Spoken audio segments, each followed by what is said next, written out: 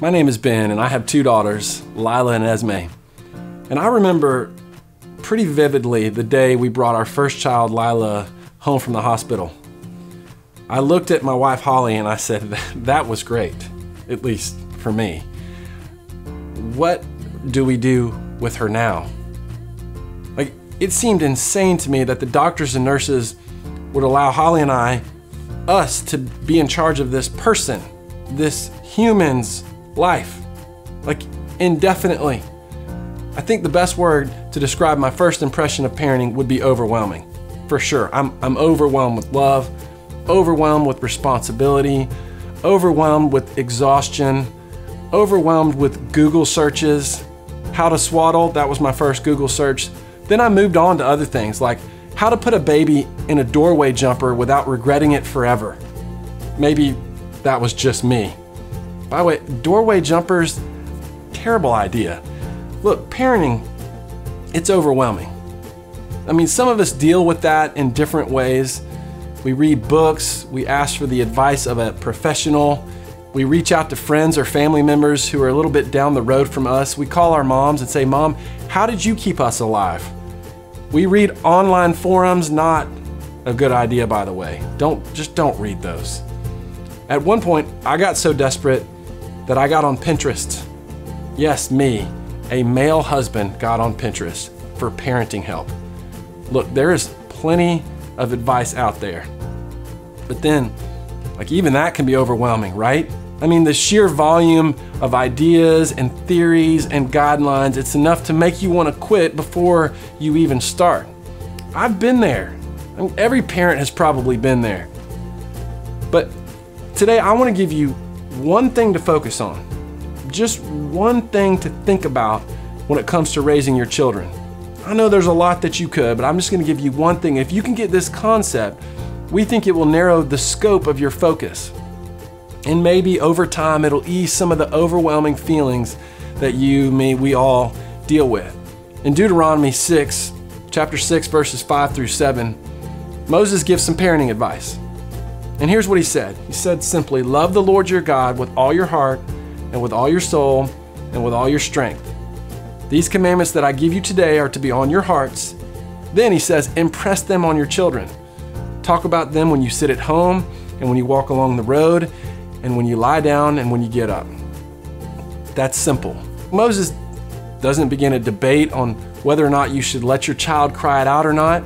He doesn't say this one command I give you, baby sign language. He doesn't talk about how much television kids should watch. No, Moses says, look, he tells the people the most important thing they can pass along to their child is a love and knowledge of their Heavenly Father. And so we think, oh, that's so obvious. Of course I'm gonna pass that on. But it's easy, isn't it, to get caught up in all the day-to-day tasks involved with parenting. And it's so easy to lose sight of this simple truth. Outside of them knowing they are loved, nothing is more important than your child's faith.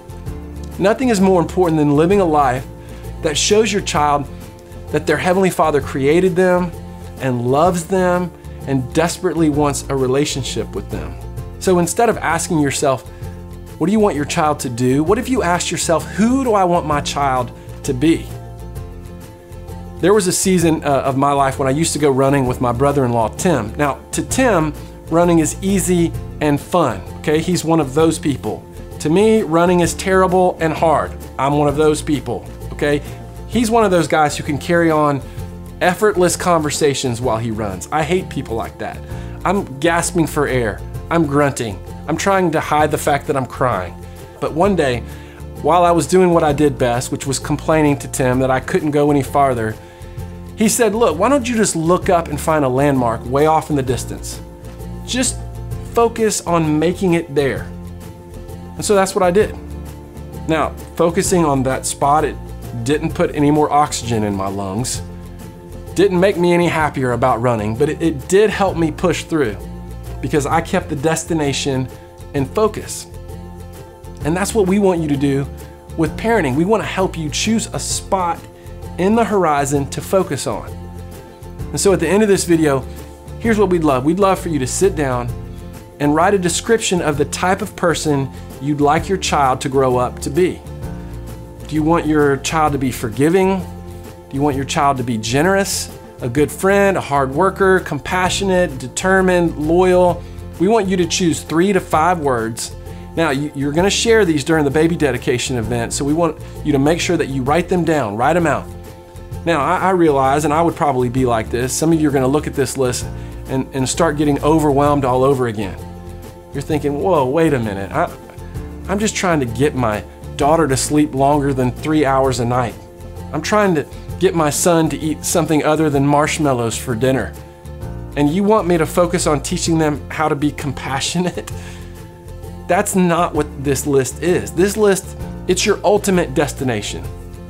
Let your periphery take care of the little things, but let this list navigate the big moments and the big decisions. Because look, right now is important. And the crazy, overwhelming moments along the way are important. But while you are surviving those, we want you to keep a bigger picture in your mind. And here's what we want it to be. The person that your amazing son or daughter can become. Focus on that.